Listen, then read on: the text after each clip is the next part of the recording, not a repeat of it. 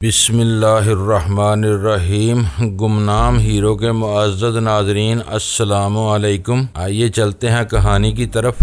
میں چونک گیا۔ میرے ذہن میں اچانک ہی تان موہ کا خیال ابھر آیا تھا۔ لاؤس اور ویتنام کے باشندوں کے چہرے ایک دوسرے سے بہت ملتے جلتے ہیں۔ میں نے تان موہ کا حلیہ بتایا تو پاتھی زور زور سے سر ہلانے لگا۔ یہی ہے، بالکل یہی حلیہ ہے ماسٹر، اس نے کہا۔ وہ تان موہ ہے، میں نے ماسٹر ہوچن کو بتایا۔ ان کے علاوہ اور کون ہے؟ ماسٹر ہوچن نے پاتھی سے پوچھا۔ مدام اوتو کو اور دو لڑکیاں جو چی فانگ اور دارا کے ساتھ ہی آئی تھی۔ ان میں ایک لڑکی غالباً نشے میں دھت تھی جسے چی فانگ نے سنبھال رکھا تھا، پاتھی نے جواب دیا۔ پاتھی کی بات سن کر ماسٹر ہوچن جیسے چونک سا گیا۔ وہ پاتھی کی طرف دیکھتے ہوئے بولا، یہاں ہوٹل میں کوئی لڑکی ملے گی؟ بہت زوردار قسم کی ہونی چاہیے۔ سمونے اس وقت ہوٹل میں موجود ہے۔ پاتھی نے مائک پیلس ہوٹل کی طرف اشارہ کرتے ہوئے کہا۔ وہ 3rd کلاس نائٹ کلبوں کی رقاصہ ہے۔ آج کل بڑے ہوٹلوں میں پروگرام حاصل کرنے کے لیے ایسی جگہوں پر پھرتی ہے۔ 22-23 سال عمر ہے، بڑی حسین لڑکی ہے۔ لے آؤ اسے، مگر جلدی، جو مانگے دے دینا، ماسٹر نے کہا۔ لیکن ماسٹر، آپ چاروں کو دیکھ کر شاید وہ ساتھ جانا پسند نہ کرے، پاتھی بولا۔ تم اسے لے آؤ، میں بات کر لوں گا، ماسٹر ہوچن نے کہا۔ پاتھی چند لمحے الجھی ہوئی نظروں سے اس کی طرف دیکھتا رہا، پھر سر ہلاتا ہوا ہوٹل کی طرف چلا گیا۔ ماسٹر ہوچن کی باتوں سے میں بھی الجھ کر رہ گیا تھا۔ ہم دارا اور چی فانگ جیسے شاطر اور خطرناک لوگوں سے دو ہاتھ کرنے آئے تھے اور ماسٹر ہوچن کو لڑکی کی سوچ رہی تھی۔ میں نے الجھی ہوئی نگاہوں سے اس کی طرف دیکھا تو وہ مسکرا دیا اور پھر دھیمے لہجے میں بتانے لگا کہ اسے کسی حسین لڑکی کی ضرورت کیوں پڑ گئی تھی۔ میں وین سے نیچے اتر آیا۔ اس سڑک پر تقریباً 100 گز آگے آکاش بلڈنگ تھی۔ ماسٹر ہوچن بھی میرے قریب آ کر کھڑا ہو گیا اور آکاش بلڈنگ کے بارے میں بتانے لگا۔ یہ بلڈنگ ایک ہندو تاجر کی ملکیت تھی۔ وہ کروڑپتی آدمی تھا اور شہر میں اور بھی بہت سی پراپرٹی تھی۔ 8 منزلہ آکاش بلڈنگ کو تعمیر ہوئے صرف 5 سال ہوئے تھے۔ یہاں صرف دولت مندوں کی رہائش تھی۔ اس بلڈنگ کے گرد 4 ایکڑ رقبے پر خوبصورت لان بنے ہوئے تھے جن میں فوارے بھی تھے اور ایک بہت شاندار سوئمنگ پول بھی۔ بلڈنگ کے مکینوں کو تفریح کے لیے باہر جانے کی ضرورت نہیں تھی۔ یہاں ان کی تفریح کا ہر سامان موجود تھا۔ سوئمنگ پول کے دوسری طرف ٹینس کورٹ بھی بنا ہوا تھا اور بلڈنگ کے نیچے بیسمنٹ میں خواتین کے لیے فٹنس کلب اور ریکریشن ہال بھی تھا جہاں چھوٹی موٹی تقریبات بھی ہوتی رہتی تھیں۔ اس بلڈنگ کی سیکورٹی کے بارے میں ہمارا قیدی پہلے ہی بتا چکا تھا۔ اصل بلڈنگ گیٹ سے بہت دور تھی۔ گیٹ کے اندر کی طرف گارڈ روم بنا ہوا تھا جہاں 24 گھنٹے ایک گارڈ موجود رہتا تھا۔ 4 دیواری بہت اونچی تھی اور اس پر خاردار تار لگے ہوئے تھے جہاں سے کسی کے کودنے کا اندیشہ نہیں تھا۔ گارڈ روم میں انٹرکام سسٹم بھی موجود تھا جہاں سے بلڈنگ کے کسی بھی فلیٹ سے رابطہ کیا جا سکتا تھا۔ گیٹ سے آگے کشادہ روش تھی جس کے دونوں طرف لان تھے۔ روش کے کناروں پر مور پنکھ قسم کے پودے تھے اور کوئی بھی پودا 4 فٹ سے زیادہ اونچا نہیں تھا۔ روش کے اختتام پر بلڈنگ کے سامنے آگے کو نکلا ہوا وسیع و عریض پورچ تھا جس کے بعد ایک کشادہ لابی تھی۔ اس لابی کے اندر دونوں طرف اوپر آمد و رفت کے لیے کشادہ زینے تھے اور سامنے 4 لفٹیں لگی ہوئی تھی، 2 عام لوگوں کے استعمال کے لیے اور 2 پینٹ ہاؤسز کے لیے۔ اس وسیع و عریض بلڈنگ پر 2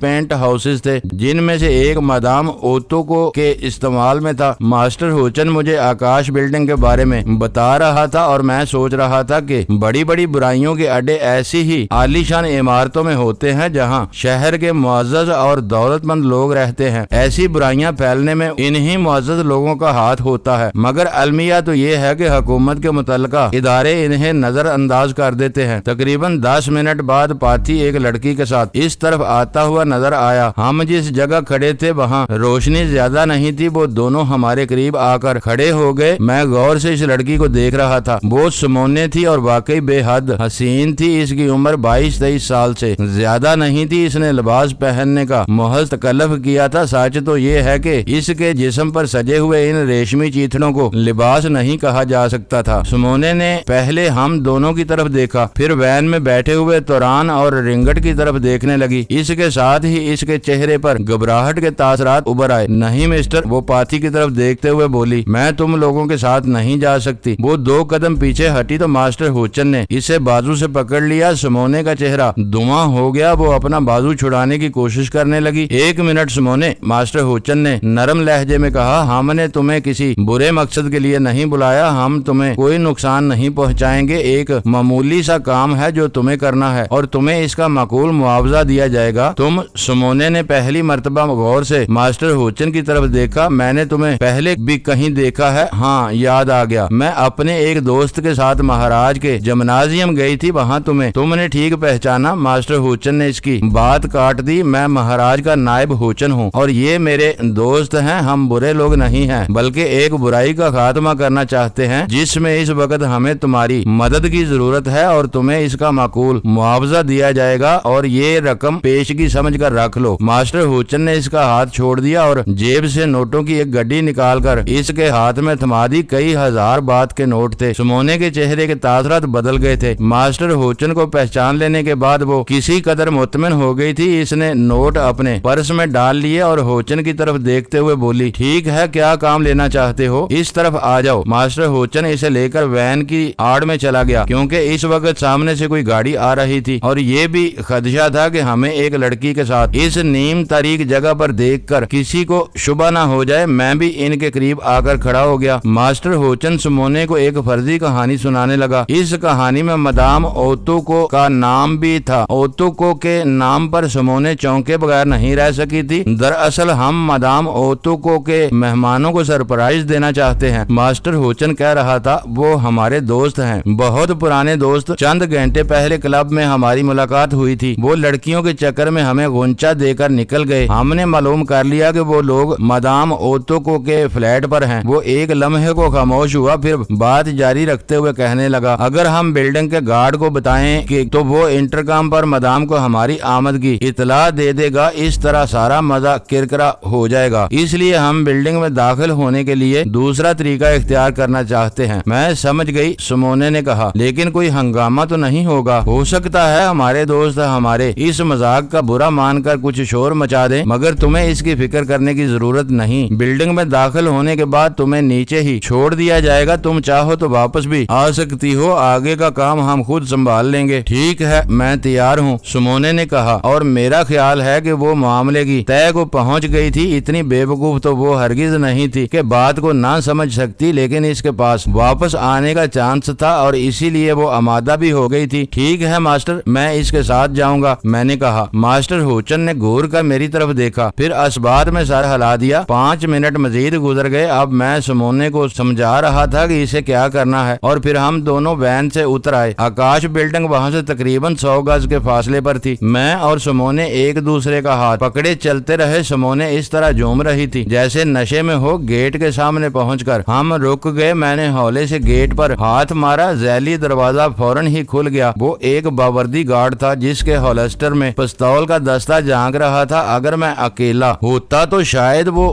दरवाजा चंद इंच से ज्यादा न खोलता, मगर मेरे साथ एक हसीन लड़की थी। इसने इत्मीनान से दरवाजा खोल दिया और हम अंदर दाखिल हो गए। हम चूंकि इसके लिए अजनबी थे, इसलिए हमें मजीद आगे जाने से रोक दिया गया। किससे मिलना है आप लोगों को? कौन से फ्लैट में? गार्ड ने सवालिया निगाहों से मेरी तरफ देखा। मदाम ओतुको पेंट हाउस, मैंने जवाब दिया। 1 मिनट मैं इनसे पूछ लूं। मदाम के पास पहले ही मेहमान आए हुए हैं, हो सकता है कि वो मसरूफ हों। गार्ड कहते हुए गेट से मुल्हिक गार्ड रूम में घुस गया। सिमोने भी इसके पीछे ही कमरे में दाखिल हो गई। मैं दरवाजे में खड़े होकर मोहतात नजरों से इधर उधर देखने लगा। गार्ड इंटरकॉम की तरफ हाथ बढ़ा चुका था कि सिमोने लड़खड़ाती हुई इससे जट टकरा गई और इसके साथ लिपट गई। गार्ड बदहवास सा हो गया। वो अपने आप को छुड़ाने की कोशिश करते हुए मेरी तरफ देखने लगा। सर, ये नशे में है, मैंने कहा। लेकिन मैं नशे में नहीं हूँ। मैंने बड़ी फुर्ती से आगे बढ़कर गार्ड को गिरफ्त में ले लिया। एक हाथ से इसका मुंह दबाए रखा और दूसरे हाथ से इसके कान के पीछे गर्दन की नस मसलने लगा। चंद सेकंड में ही वो मेरे हाथों में झूल गया। मैंने इसे घसीट कर पीछे एक कुर्सी पर डाल दिया। सिमोने फौरन ही गार्ड रूम से निकलकर दरवाजे से बाहर निकल गई थी और फिर 30 सेकंड से भी कम वक्फे में रिंगट और तुरान अंदर दाखिल हुए और गार्ड को उठाकर बाहर ले गए। 2 मिनट बाद मास्टर हुचन, रिंगट, तुरान, पाथी के साथ अंदर दाखिल हुआ। पाथी के जिस्म पर गार्ड की वर्दी थी। बेहोश गार्ड को गेट के बाहर वाले छोटे से लान की बाट के पीछे डाल दिया गया था। वो 2 घंटों से पहले होश में आने वाला नहीं था। वो चारों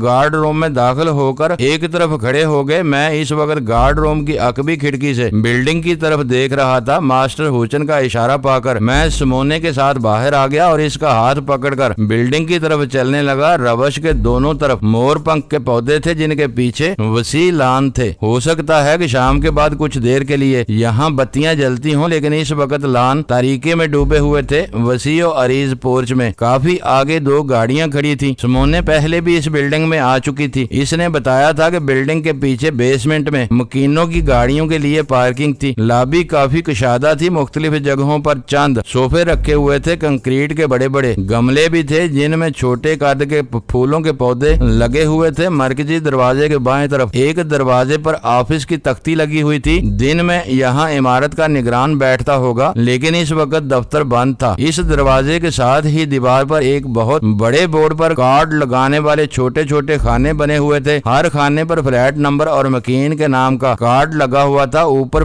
2 पेंट हाउसेस के खाने थे जिनमें एक पर ए और दूसरे पर बी लिखा हुआ था। बी वाले खाने में मदाम ओतुको के नाम का कार्ड लगा हुआ था। ए वाले खाने का कार्ड देखने की मैंने जरूरत नहीं समझी। एक कुशादा जीना दाएं तरफ था और दूसरा बाएं तरफ। सामने 4 लिफ्टें थी। दरमियान वाली 2 आम मकीनों के इस्तेमाल के लिए और दाएं बाएं वाली दोनों पेंट हाउसेस के लिए मखसूस थी। लॉबी के दाएं तरफ इस बेसमेंट का रास्ता था जहां मकीनों के लिए रिक्रिएशन हॉल था। नीचे जाते हुए इस रास्ते में अगरचे मध्यम सी रोशनी थी, मगर इस तरफ सन्नाटा था। जाहिर है रात 1 बजे तो रिक्रिएशन हॉल नहीं खुला होगा। मैंने लॉबी के दरवाजे के करीब आकर बाहर की तरफ हाथ उठाकर इशारा कर दिया। मास्टर हुचन, रिंगट और तुरान गार्ड रूम से निकलकर तेजी से इस तरफ आने लगे। पाथी वहीं रह गया था। आम सब लिफ्ट बी के करीब जमा थे। लिफ्ट ऊपर थी। मास्टर हुचन ने 2-3 मरतबा बटन दबाया, लेकिन लिफ्ट नीचे नहीं आई। 1 मिनट सिमोने आगे बढ़ते हुए बोली, लिफ्ट ऊपर लॉक होगी।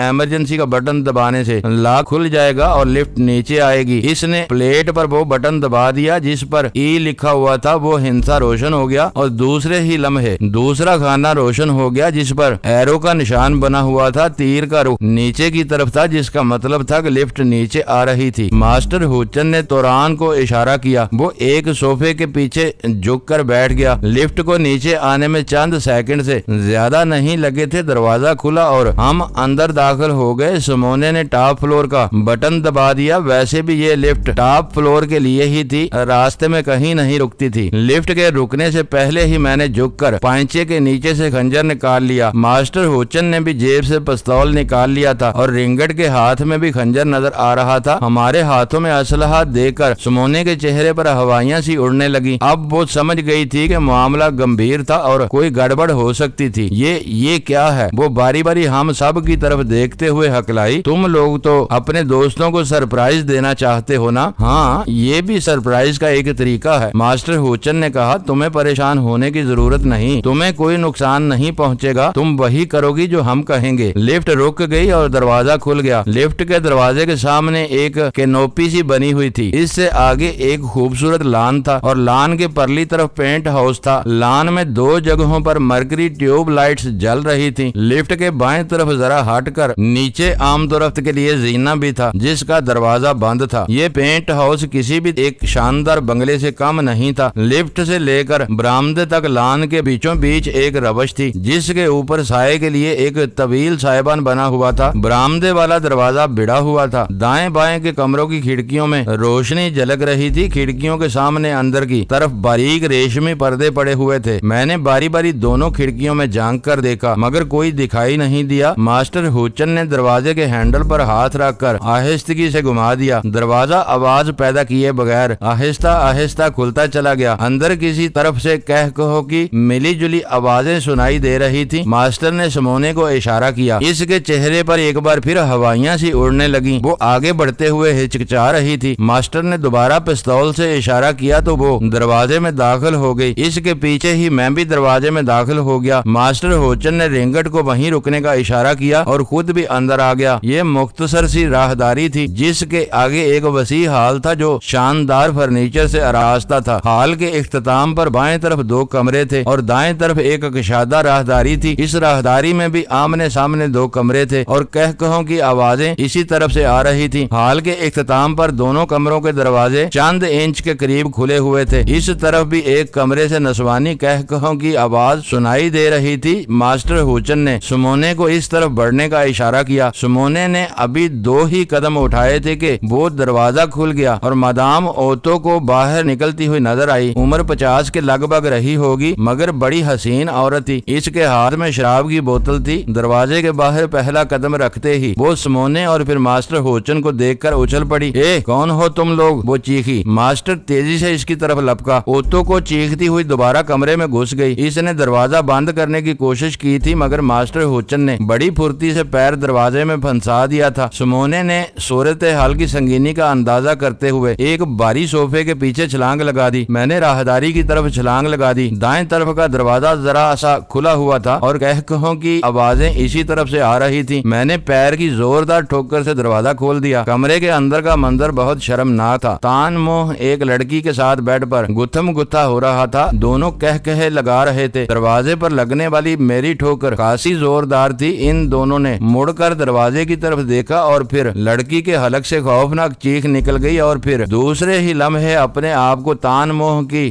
گرفت سے چھڑا کر وہ چیختی ہوئی باتھ روم کی طرف لپکی۔ تان موہ نے بھی مجھے دیکھ لیا۔ میرا خیال تھا کہ وہ میرے اوپر حملہ کرنے کی کوشش کرے گا لیکن دوسرے ہی لمحے اس نے بھی باتھ روم کی طرف چھلانگ لگا دی تھی۔ اس نے اندر گھستے ہی دروازہ دھڑ سے بند کر دیا تھا۔ میں نے تیزی سے آگے بڑھ کر دروازے کو باہر سے کنڈا لگا دیا۔ تان موہ نے اس لڑکی کے ساتھ باتھ روم میں گھس کر بہت بڑی حماقت کا ثبوت دیا تھا۔ باہر رہ کر مقابلہ کرنے کی کوشش کرتا تو شاید اس کے بھاگ نکلنے کا کوئی چانس ہوتا مگر باتھ روم میں گھس کر اس نے خود ہی اپنے آپ کو قید کر لیا تھا۔ میں باتھ روم کے دروازے کو کنڈا لگا کر مڑا ہی تھا کہ سامنے والے کمرے سے ایک چیختی ہوئی آواز سنائی دی۔ اوتو کو کیا ہوا؟ یہ چی فنگ کی آواز تھی۔ اس آواز کو تو میں لاکھوں کے ہجوم میں بھی پہچان سکتا تھا۔ میں نے اس طرف چھلانگ لگا دی۔ ٹھیک اسی وقت سامنے والا دروازہ کھلا اور چی فنگ باہر نکلتا ہوا نظر آیا۔ مجھے دیکھ کر وہ بدحواس سا ہو گیا۔ میں نے ایک لمحہ ضائع کیے بغیر اس کے منہ پر زوردار گھونسا رسید کر دیا۔ وہ چیختا ہوا پیچھے الٹ گیا۔ میں اس کے پیچھے ہی کمرے میں گھس گیا۔ چی فنگ بے لباس تھا۔ وہ لڑکھڑاتا ہوا ایک کرسی سے ٹکرایا اور کرسی سمیت پیچھے الٹ گیا۔ کمرے میں ایک لڑکی بھی تھی۔ وہ چیختی ہوئی باتھ روم میں گھس گئی اور دھڑ سے دروازہ بند کر لیا۔ چی فنگ نے بھی اٹھ کر باتھ روم کی طرف چھلانگ لگائی تھی مگر میں نے اسے موقع نہیں دیا۔ میرے پیر کی زوردار ٹھوکر سے وہ بیڈ کے دوسری طرف گرا۔ میں نے راستے میں پڑی ہوئی کرسی اٹھا کر ایک طرف پھینک دی اور چی فنگ کی طرف بڑھا۔ وہ بھی اچھل کر کھڑا ہو گیا تھا۔ میرے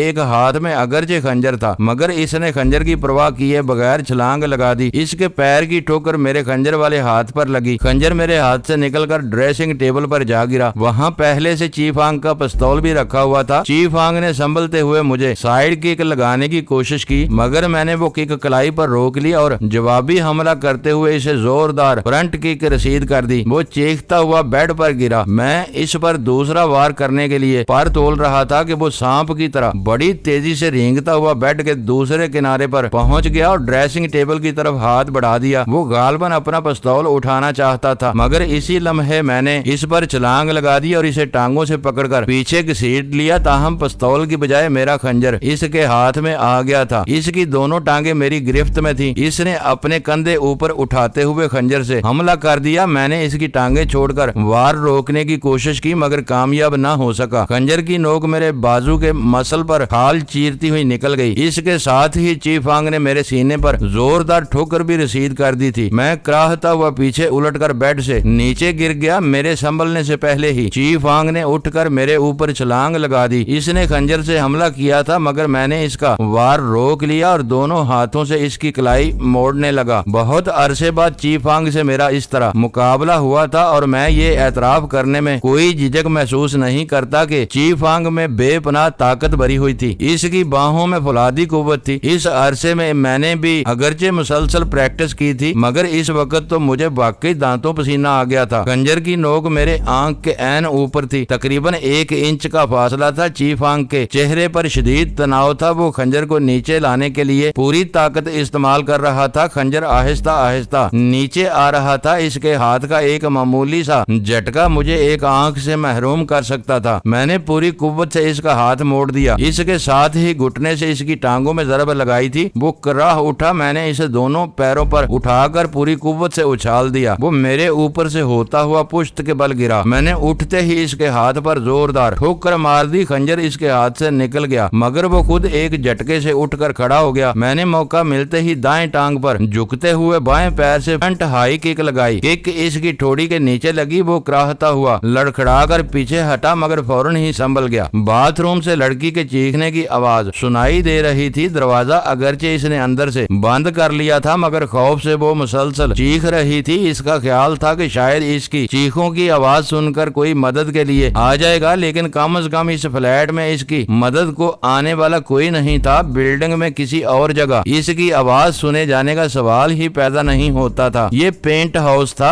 8 मंजिला बिल्डिंग की छत। आवाज फजा में तो चारों तरफ फैल सकती थी, लेकिन इस बिल्डिंग के किसी फ्लैट में सुने जाने का इम्कान नहीं था। ये जगह ऐसी नहीं थी कि मार्शल आर्ट का मुजाहरा किया जाता। ये मौका तो ऐसा था कि किसी न किसी तरह अपने हरीफ को जेर करने की कोशिश की जाए। चीफ आंग भी गालबन इस रुख पर सोच रहा था। वो किसी कदर नीचे झुककर तेजी से मेरी तरफ लपका। वो गालबन मेरे सीने या पेट पर सर की टक्कर मारना चाहता था। मैं न सिर्फ तेजी से एक तरफ हट गया, बल्कि इसके सर पर जोरदार ठोकर भी रसीद कर दी। वो कराहता हुआ बाथरूम के दरवाजे के करीब गिरा। इसी लम्हे बाहर से फायर की आवाज सुनाई दी। मुझे अंदाजा नहीं था कि ये गोली किसने चलाई थी। मैं तान मुंह को दूसरे कमरे के बाथरूम में बंद कर चुका था। चीफ आंग मेरे सामने था। अब सिर्फ दारा रह जाता था और इसके मुकाबले पर 2 आदमी थे, मास्टर हुचन और रिंगट। हो सकता है कि गोली मास्टर हुचन ही ने चलाई हो, लेकिन इस बात को भी नजरअंदाज नहीं किया जा सकता था कि दारा के पास भी पिस्तौल या रिवाल्वर मौजूद हो और गोली इसने चलाई हो। चीफ आंग ने एक बार फिर उठकर हमला कर दिया। इसी वक्त एक और फायर की आवाज सुनाई दी। चीफ आंग जोंक की तरह मुझसे लिपट गया था। वो मेरे गले पर हाथ जमाने की कोशिश कर रहा था, मगर कामयाब नहीं हो सका। हम दोनों एक दूसरे को रगीदते रहे और फिर मैंने इसे अपने पैरों पर उठाकर पीछे की तरफ उछाल दिया। वो कलाबाजी खाता हुआ बाथरूम के दरवाजे से टकराया। वो लड़की बाथरूम अंदर से लॉक नहीं कर सकी थी। चीफ आंग की टक्कर से दरवाजा धड़ से खुल गया। इसके साथ ही लड़की की खौफनाक चीख भी सुनाई दी थी। चीफ आंग पुश्त के बल गिरा था। इसका ऊपर का धड़ बाथरूम के अंदर था और टांगे बाहर। मैंने इसकी दोनों टांगे पकड़ ली और ऊपर उठाते हुए इसे पीछे उलट दिया और बड़ी फुर्ती से दरवाजा खींचकर बाहर से कुंडा लगा दिया। और फिर इसी वक्त बाहर से मुझे एक तेज नसवानी चीख भी सुनाई दी थी। मैं बाहर की तरफ लपका, दरवाजे के करीब पहुंचकर रुका, पलटकर ड्रेसिंग टेबल से चीफ आंग का पिस्तौल उठाया और बाहर की तरफ दौड़ लगा दी। लेकिन राहदारी में आते ही एक चीखती और गुर्राती हुई आवाज मेरी समाज से टकराई। वहीं रुक जाओ वरना इस लड़की की खोपड़ी उड़ा दूंगा। वो दारा की आवाज थी। मैं रुक गया और मेरे मुंह से इस तरह गहरा सांस निकल गया जैसे अचानक ही गुब्बारे की हवा निकल गई हो। दारा ने सुमोने को गिरफ्त में ले रखा था और इसके एक हाथ में पकड़े हुए पिस्तौल की नाल सुमोने की कनपट्टी को छू रही थी। एक रोज मैंने कहा था ना कि तुम बहुत तेज दौड़ रहे हो, मुंह के बल गिरोगे।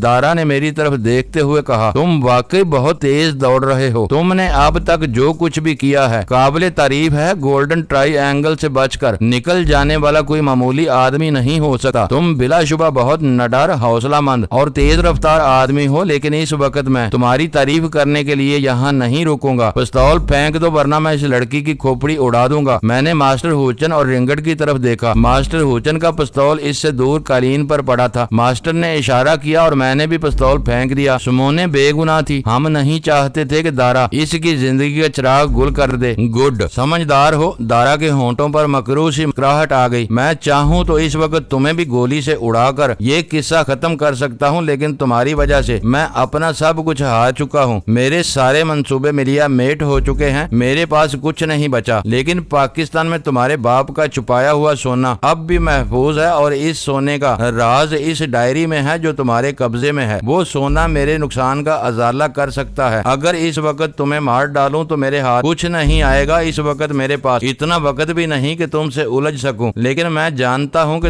हमारी मुलाकात जरूर होगी किसी और वक्त किसी और जगह, और हमारी वो मुलाकात फैसला कुन होगी। बात करते हुए इसकी नजरें चारों तरफ घूम रही थी। वो इतना गैर मोहतात नहीं था कि इसके खिलाफ कोई कार्रवाई की जा सकती। मैंने भी इधर उधर देखा। मादाम ओतो को भी एक तरफ खड़ी थी। खौफ की शिद्दत से इसका चेहरा बिल्कुल بالکل سفید ہو رہا تھا۔ سامنے والے کمرے کا دروازہ کھلا ہوا تھا اور ایک لڑکی بیڈ کے قریب قالین پر اوندھی پڑی تھی۔ مجھے علم نہیں تھا کہ وہ بے ہوش تھی یا مر چکی تھی۔ میں جانتا ہوں کہ تم کوئی انتظام کیے بغیر اوپر نہیں آئے ہوگے۔ دارا نے ایک بار پھر میری طرف دیکھتے ہوئے کہا، میں تمہارے داؤ پیچ بڑی حد تک سمجھ چکا ہوں۔ نیچے گیٹ پر بھی تمہارا کوئی نہ کوئی آدمی ضرور موجود ہوگا۔ یہاں سے انٹرکام پر اپنے آدمی کو ہدایت کر دو کہ میرا راستہ روکنے کی کوشش نہ کرے۔ اگر اس نے کوئی گڑبڑ کرنے کی کوشش کی تو یہ لڑکی زندہ نہیں رہے گی۔ چلو، سامنے انٹرکام لگا ہوا ہے، اپنے ساتھی کو بتاؤ کہ میں نیچے آ رہا ہوں، گیٹ کھول دے۔ میں نے آگے بڑھ کر دیوار پر لگے ہوئے انٹرکام سیٹ کا ریسیور اٹھا لیا، لیکن مجھے معلوم نہیں تھا کہ گارڈ روم میں کس نمبر پر رابطہ کیا جا سکتا ہے۔ اوتو کو اسے گیٹ کا نمبر بتاؤ۔ دارا نے اوتو کو کی طرف دیکھتے ہوئے چیخ کر کہا۔ مادام اوتو کو نے وہیں کھڑے کھڑے گارڈ روم کا نمبر بتا دیا۔ میں نے مطلوبہ نمبروں کے بٹن دبائے۔ دوسری مرتبہ گھنٹی بجنے کے بعد ہی دوسری طرف سے ریسیور اٹھایا گیا تھا۔ یس، آکاش بلڈنگ۔ اگر اصل گارڈ انٹرکام کی یہ کال ریسیو کرتا تو وہ آکاش بلڈنگ کبھی نہ کہتا، کیونکہ یہ باہر کی کال نہیں تھی، بلڈنگ کے اندر سے انٹرکام کی کال تھی اور کال ریسیو کرنے والا یقیناً پاتھی تھا۔ پاتھی، میں نے کہا، دارا سمونے کے ساتھ نیچے آ رہا ہے، کوئی مزاحمت کرنے کی کوشش نہ کی جائے۔ توران کو بھی لابی سے باہر بلا لو اور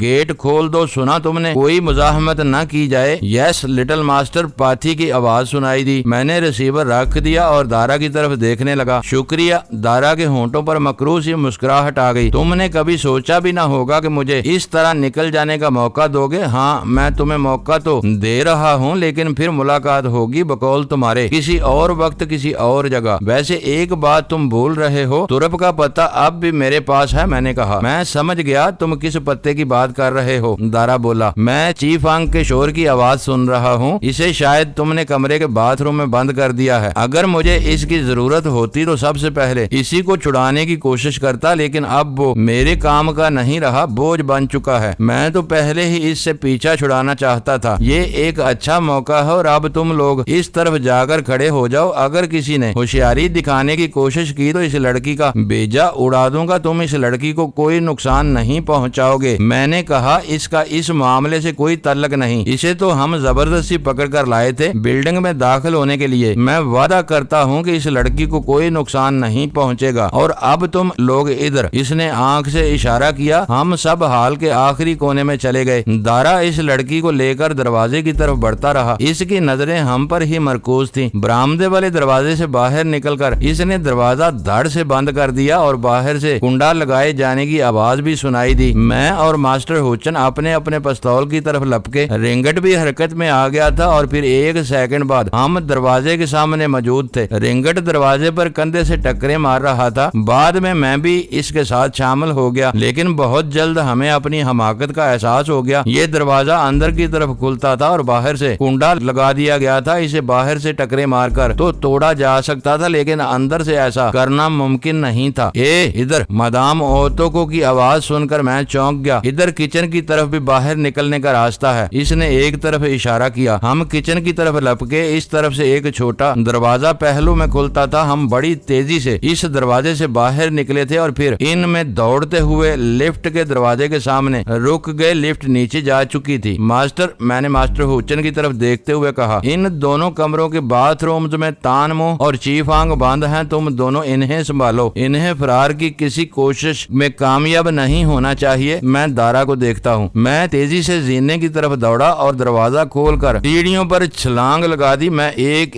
چھلانگ میں کئی سیڑھیاں پھلانگتا ہوا نیچے اتر رہا تھا۔ میں جب نیچے پہنچا تو دارا سمونے کو لے کر لابی کے باہر پورچ میں پہنچ چکا تھا۔ باہر کا گیٹ کھلا ہوا تھا۔ توران اور گیٹ کے قریب ایک طرف کھڑے تھے۔ دارا نے پستول بدستور سمونے کی کنپٹی سے لگا رکھا تھا۔ میرے ہاتھ سے وہ اسے بازو سے پکڑے کھینچتا ہوا باہر جا رہا تھا۔ پورچ میں آتے دیکھ کر وہ چیخا، اپنی جگہ پر رک جاؤ اور اپنے آدمیوں سے کہو دور رہے۔ میں رک گیا۔ پاتھی اور توران بھی ایک طرف ہٹ گئے۔ دارا سمونے کو لے کر گیٹ سے باہر نکل گیا اور پھر سمونے کی چیخوں کی آوازیں سنائی دینے لگی۔ میں دوڑ کر گیٹ کے قریب پہنچ گیا۔ ایک لمحے کو رکا، پھر سڑک پر نکل آیا۔ اس کے ساتھ ہی میرے منہ سے گہرا سانس نکل گیا۔ سمونے سڑک پر پڑی ہذیانی انداز میں چیخ رہی تھی اور تاریکی میں دوڑتے ہوئے قدموں کی آوازیں سنائی دکھائی دے رہی تھی اور پھر وہ آوازیں بھی معدوم ہوتی چلی گئیں۔ میں دوڑ کر سمونے کے پاس پہنچ گیا۔ وہ سڑک پر پڑی بڑی بری طرح چیخ رہی تھی۔ میں جھجک کر اسے ٹٹولنے لگا۔ خیال تھا کہ دارا نے اسے کوئی نقصان پہنچایا تھا، لیکن ایسی کوئی بات نہیں تھی۔ دارا نے اسے دھکا دے کر دور پھینک دیا تھا، جس سے اسے معمولی سی چوٹ لگی تھی۔ وہ ڈر سے چیخ رہی تھی۔ میں نے اسے بازو سے پکڑ کر اٹھا دیا۔ اس دوران میں پاتھی اور توران بھی دوڑتے ہوئے پہنچ گئے۔ توران دارا کے پیچھے جانا چاہتا تھا، مگر میں نے اسے روک دیا۔ کوئی فائدہ نہیں، میں نے کہا، ان تاریک گلیوں میں بہت دور جا چکا ہوگا، اب وہ ہاتھ نہیں آئے گا، بیکار ہے اس کے پیچھے جانا۔ توران اور پاتھی سمونے کو بنگلے کے گارڈ روم میں لے آئے اور ایک کرسی پر بٹھا دیا۔ خوفناک ترین لمحات اگرچہ گزر چکے تھے، اب وہ ہر لحاظ سے محفوظ تھی، اسے کوئی نقصان نہیں پہنچ سکتا تھا، مگر ان خوفناک لمحات کے تصور سے وہ تھر تھر کانپے جا رہی تھی۔ نیچے ہونے والی باغ دوڑ اور سمونے کی چیخوں کے نتیجے میں بلڈنگ کے بعض فلیٹوں کی کھڑکیاں روشن ہو گئیں، بعض نچلی منزلوں کی کھڑکیاں کھل گئی تھیں اور کچھ لوگ آگے کو جھکے نیچے دیکھ رہے تھے۔ ایک عورت نے گارڈ کا نام لے کر چیختے ہوئے پوچھا بھی تھا کہ کیا معاملہ ہے، یہ گڑبڑ کیسی ہے؟ وردی میں ملبوس پاتھی کو وہ گارڈ ہی سمجھی تھی، لیکن پاتھی نے کوئی جواب نہیں دیا۔ تم لوگ یہیں رکو، میں اوپر جا رہا ہوں، میں نے پاتھی اور توران کی طرف دیکھتے ہوئے کہا اور دوڑتا ہوا لابی میں پہنچ گیا۔ وہ لفٹ نیچے ہی تھی۔ میں نے اندر داخل ہو کر بٹن دبا دیا، لفٹ تیزی سے اوپر اٹھنے لگی۔ لفٹ رکی تو دروازہ کھلتے ہی میں نے باہر چھلانگ لگا دی اور دوڑتا ہوا برآمدے میں پہنچ گیا۔ میرے بعد ماسٹر ہوچن یا رنگٹ نے برآمدے والا دروازہ باہر سے کھول دیا تھا۔ اندر کا منظر خاصا دلچسپ تھا۔ چیف آنگ اور تان موہ قالین پر پڑے ہوئے تھے، ان دونوں کے ہاتھ پشت پر بندھے ہوئے تھے۔ ہاتھ باندھنے سے پہلے ماسٹر ہوچن نے انہیں کپڑے پہننے کا موقع دے دیا تھا۔ 3 جوان اور خوبصورت لڑکیاں اس وقت تک کپڑے پہن چکی تھیں اور ایک صوفے پر مدام اوتوکو اور دوسرے پر وہ تینوں لڑکیاں ایک دوسرے سے لپٹی بیٹھی تھی۔ ان میں سے ایک تو بائیں بائیں رو رہی تھی۔ کیا رہا؟ ماسٹر ہوچن نے مجھے دیکھتے ہی پوچھا۔ بھاگ گیا، میں نے مختصر سا جواب دیا۔ اور وہ لڑکی؟ وہ محفوظ ہے، نیچے گارڈ روم میں ہے، میں نے جواب دیا اور چیف آنگ کی طرف دیکھنے لگا۔ بہت زوم تھا تمہیں دارا کی دوستی پر، دیکھ لیا اس دوستی کا انجام، بھاگ گیا تمہیں چھوڑ کر۔ تم اس کے لیے بوجھ بن گئے تھے اور تم سے نجات حاصل کرنا چاہتا تھا، اور اس وقت تو اسے ایک بہانہ مل گیا تھا۔ نہیں، تم جھوٹ بکتے ہو، دارا ایسا نہیں کر سکتا، چیف آنگ چیخا۔ ایسا تو ہو چکا ہے، میں نے پوچھا، اور ایسا کیوں ہوا یہ تم اسی سے پوچھ لینا اگلے جہنم میں۔ چیف آنگ خونخوار نظروں سے میری طرف دیکھ رہا تھا۔ میں تان موہ کی طرف متوجہ ہو گیا۔ میں نے چیانگ سائیں کے اس فارم ہاؤس میں اس کے ہاتھوں سے بچ نکلا اور کبھی وہ اپنی جان بچا کر بھاگ گیا، اور آج کا منظر کچھ ایسا تھا کہ وہ مکمل طور پر میرے قابو میں تھا۔ میں نے اسے غسل خانے میں بند کر دیا تھا، اور اگر میں دارا کے پیچھے نہ بھاگتا تو چیف آنگ کی ٹانگیں چیر ڈالتا۔ دارا کے فرار کے بعد جب میں فلیٹ میں واپس آیا تو چیف آنگ بندھا ہوا پڑا تھا۔ اسے اس حالت میں دیکھ کر نہ جانے مجھے کیوں جوش نہیں آیا، خون میں ابال کیوں نہیں پیدا ہوا، میں نے اسے خونخوار بھیڑیے کی طرح چیر پھاڑ کیوں نہیں دیا تھا۔ معزز ناظرین، لائک کریں، شیئر کریں اور کمنٹس باکس میں پاک آرمی زندہ باد، پاکستان پائندہ باد کا نعرہ ضرور درج کر کے اپنے ملک پر فخر کریں اور پاکستان کی بنیادیں مضبوط کرنے میں اپنا کردار ادا کریں۔ ویڈیو دیکھنے کا شکریہ۔ معزز ناظرین، اپنا خیال رکھیے گا اور ہمارے چینل کا بھی۔ ISI پاک آرمی زندہ باد، پاکستان پائندہ باد۔